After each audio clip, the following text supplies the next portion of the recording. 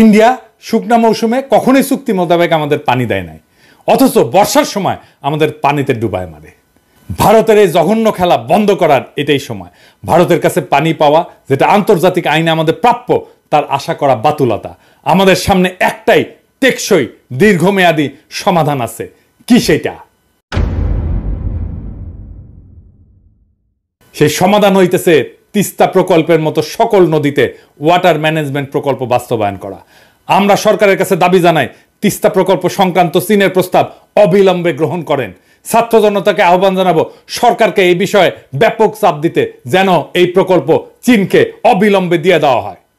চীন প্রস্তুত আছে, চীন বারবার বলতেছে এই প্রকল্পে তারা বিনিয়োগ করতে আগ্রহী।